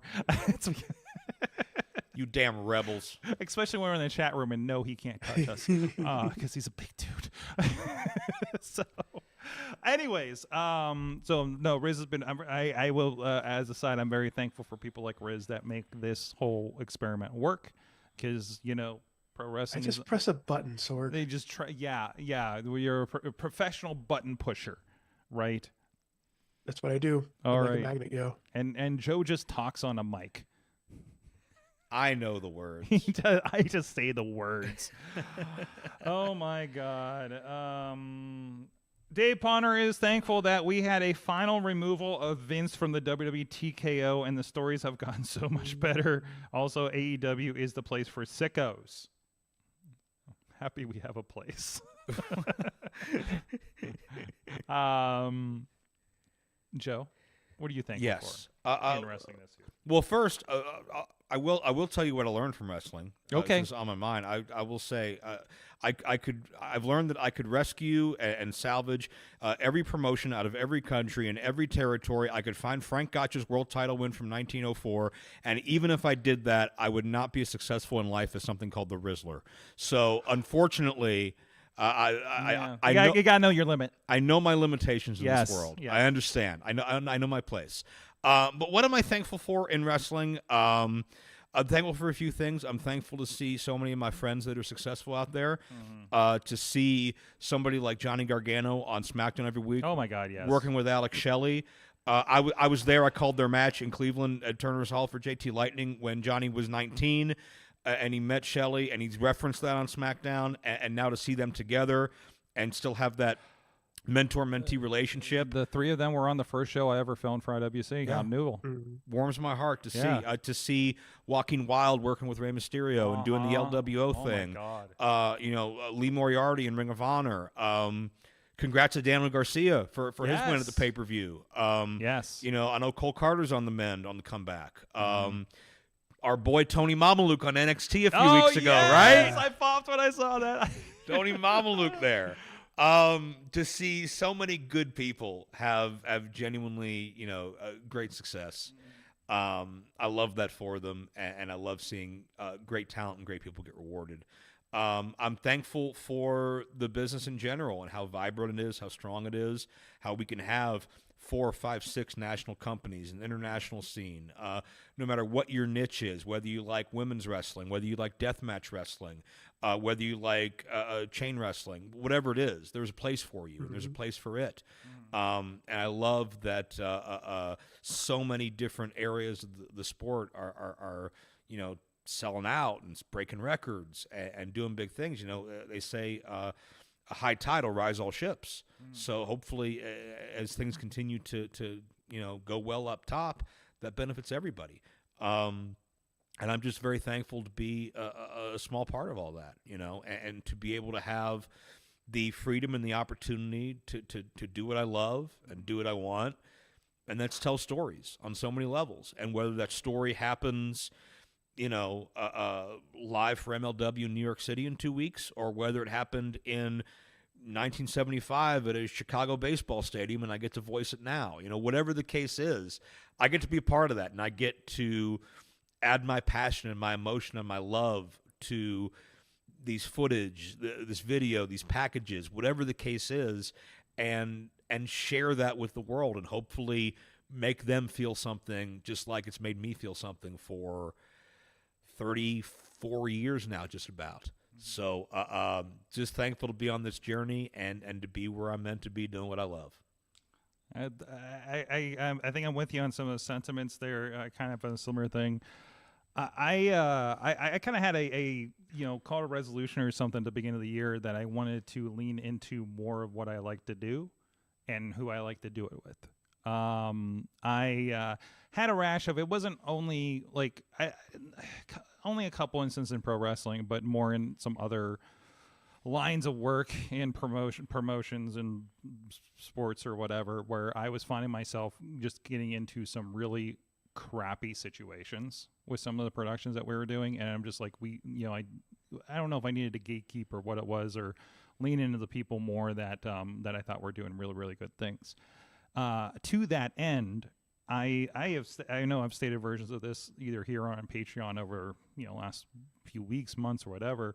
I feel myself very fortunate to be in, I think, very much on the high end and the low end right now of wrestling production. I feel like we have, on the high end, again, very, very thankful for our working relationship with New Japan. Missy's helping out with the streams again, and really fortunate, that they bring us in and do something when they need to fill a hole here and there. But obviously, NWA Exodus is the most TV ready place I've worked with, and that's learning that organization. Joe, I know this is old hat to you. You've seen these places like on this level, for a while now. But other than Rich showing me at a Warrior Wrestling, how these kind of shows come together on the back end in the organization and how to make them run better in general. Just getting little bits of that, and maybe not every wrestling promotion is on like that whole page together, right? And that's definitely happening at a place like they're obviously getting people ready to go on NWA TV, right? And it's been so and I've seen those people on other shows that we do with some of our partners, and it's like realizing how much how they present themselves look light years beyond some people that we work with on a regular basis. That was a wake up call for me. And to the point, obviously low end, I don't want to call them low end, but it's a training school, first of all, kind of promotion. But we are doing that training school every week, and we're trying to bring elements of what we're learning there. Because honestly, the people we work with week to week with, I want them to be using this time in front of a camera, not only just learning to be in front of the camera, but learning to be in front of the camera the right way. And I think that's very important, because I think I had to have a talking with some referees lately, because I was like, listen, if you're not in the right position, you're in front of 2 or 3 cameras and it looks amateur.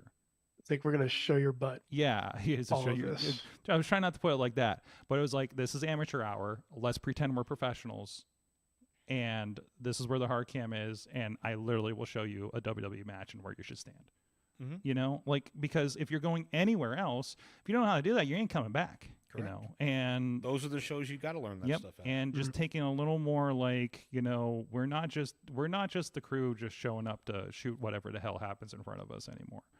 You always got to treat it like a job, even when it's not, because if you don't, it never will become one. Absolutely. And it can be a fun job, but it's still a job, and you got to make sure the work gets done, and don't let the fun get in front of it. But no, and again, we have really great partners. Everybody I work with, you know, is, you know, somebody I think is worth working with, and really appreciate everybody that's in our circle of productions. I don't know, there's a better way to put that. So, but thank you everybody that does work with us here and let us film your shows and put it out and get it in front of the eyeballs for you. From the chat room, at least one more from Matt Burge, True Prince Pro on the social medias. Thankful for having a platform that allows me to support all my friends in wrestling, and that allows me to express my creativity in many different ways. And that's it. You know, this, and, you know, Matt, and you know, I talked about, like, the video, the promo video for 880. I love doing a show and just somebody with a better camera doing a different job put some stuff out on the internet. I'm like, oh my God, that makes that show look like like when I saw, like, video of a birthday party in a guy's backyard and it looked like the most epic wrestling show you've ever seen. Like, they just did 3 matches for the kid's birthday party and everything. And then we went and did a Halloween show later, and it was incredible. You know, it's just that really kind of goes to, you know, Joe, we've talked about perception's everything. Yeah, right? perception's reality. And it's and if you have the people with the cameras and the artistic style that makes your promotion look better than everybody else in town, just because of that presentation, 100%. that goes a long way. Yeah, and people like Matt are really utilizing social media the way I think it should be in terms of our business. Is you're not going to complain about what you don't like or what you don't watch, or just, you know, hate tweet for engagement. You see some people do. Amplify what you love. Yes. Put it out there. Make those videos. Make Especially those today. graphics. You know, put everything out there that's going to help and enhance the people you want to support and the people you want to see get more eyeballs, because that's how it's going to work. It's going to be word of mouth, and hate travels faster than love, unfortunately, on the internet. And you don't want to feed into that and be part of that cesspool and quagmire and get people turned off on it. Give them something new, someone new that they should check out, and maybe you'll help your favorite wrestler make a new fan. Absolutely. You never know. You know, also, you never know who's watching. That's true. Anything from the lowest training show to, you know, an NWA live stream or pay-per-view or whatever. You have no idea what eyeballs are on you that are going to get you into the next thing. That's how I've gotten all my success. All of my biggest breaks started with happy accidents. It was never anything I intended to do. It set off a chain of events to get there. And I tell people, I got to England because I knew P.D. Williams' email address. I got to Ring of Honor because I befriended Jimmy Jacobs 7 years earlier. I got to MLW because of a chance phone call with Kevin Kelly. I got to AAA because I rented guardrails to Extreme Rising in 2012. Oh, jeez. Nothing I do makes sense. Nothing I do was on talent and merit. It just happened to be, hey, he knows words and doesn't drool on himself. But it is also, you've shown your talent, and you've shown that you're not a shitty person to work with. That comes eventually, yeah. But it's like, you still need to. It's hard to demo reel that. You know, hi, I'm not a weirdo that directs wrestling. You know, or I am a weirdo, but I can be your kind of weirdo. I can be your kind of weirdo. You're like, that's our kind of weirdo over there. They can make your weird look good. Sounds like a relationship card, or actually, that actually is like. You see, weird people just need to hire perpetually weirder people so they look normal by comparison. It's like the old Jim Cornette story where Ole Anderson told him, you were the shits when you started, but ever since, even shittier people have come up behind you, so you've just gotten better by comparison. That's people in wrestling with weirdness. Oh my God, that's no, not going there. Joe Dombrowski, thank you for coming by and talking some old. This is good. We haven't had a good 8-hour car ride to do this on for a long time. Hey, we'll change that. Come to Indiana with me this weekend. Oh, I'm booked at the Jagoff holiday parade this weekend. So let's. The what? Who? Don't get hot about it. Listen. So, oh God, maybe I'll explain it on Patreon to you. Okay, I'll be doing that. That'll be live on triplive.com. Actually, in touch with our old buddy Justin LaBar for that live stream. LaBar! I want to yell that. I hope he's on the call that we're supposed to be having tomorrow, so I can do that for him. He was like, "Hey, Dombrowski said has a message for you." But anyways, jeez. And what else is going on? Oh, Wednesday night, of course, like I mentioned, 880 Wrestling at Penn Brewery in the city. Accessible as fuck if you're in the city. And of course, our friends up in Erie, Pennsylvania, doing Big League Pro Wrestling. John McChesney's and company's group up there. A lot of great stuff there. Donovan Jagat, Pretty Boy Smooth for NWA Exodus Midwest. I can't remember what the name is. There's too many words. NWA Midwest Championship. Thank you. Sorry about that. And it's he didn't late. say anything. He just decided to say that. He said thank you. You'll thank me later. And you can check out all those stuff. Go check out our friends out there. Go to indiewrestling.us. We have those shared over on the Facebook page whenever we see those things come up. And that's it. We'll be back next week. Facade the Neon Ninja will be back with us. Yes, we'll talk more Juggalo shit because he's the longest person I've known from wrestling. From before wrestling in the Juggalo world, so we'll be talking a lot about that too from a different lens. Thank you, everybody. Patreon's happening, and we'll try about who knows. I'm going to explain a fake parade to Joe Dombrowski that we do in Pittsburgh now. It's not a fake parade. It's a parade. It's a real parade. It's inverted. Go look up "You Jag Off, Not Your Average" holiday parade on the internet. There's been 2 of them, and we'll explain it. We'll see you guys next time. See you on Patreon. Mayhem out. Just wait, just wait, just wait, just wait. Wait for the perfect time, then attack. Don't give up what you want, take it back. Wait for the perfect time, then attack. Do what you This show is a member of the Sorgatron Media Podcast Network. Find out more at sorgatronmedia.com.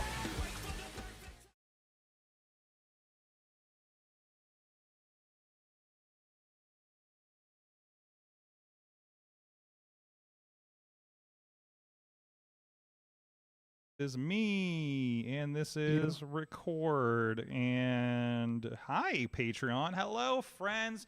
Riz is here, the original recipe, and Joe Dombrowski. You say recipe or recipe? Wecipe. Wascally Wecipe. Whiz.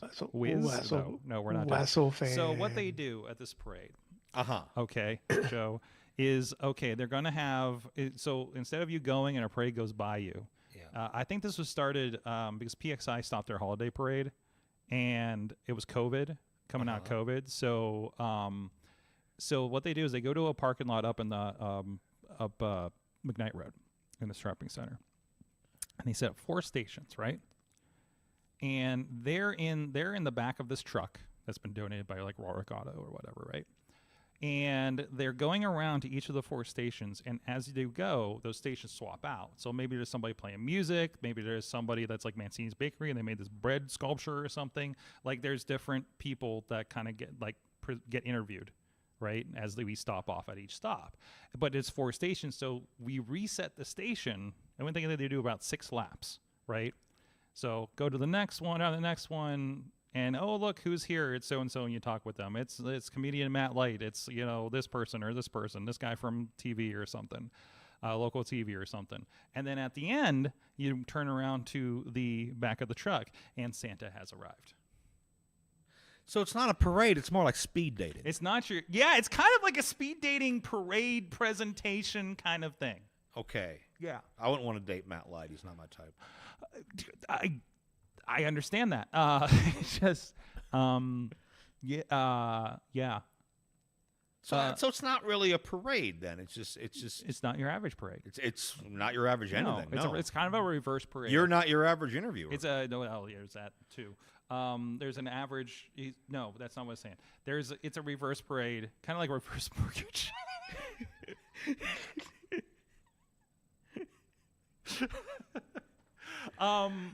I'm Robert Wagner.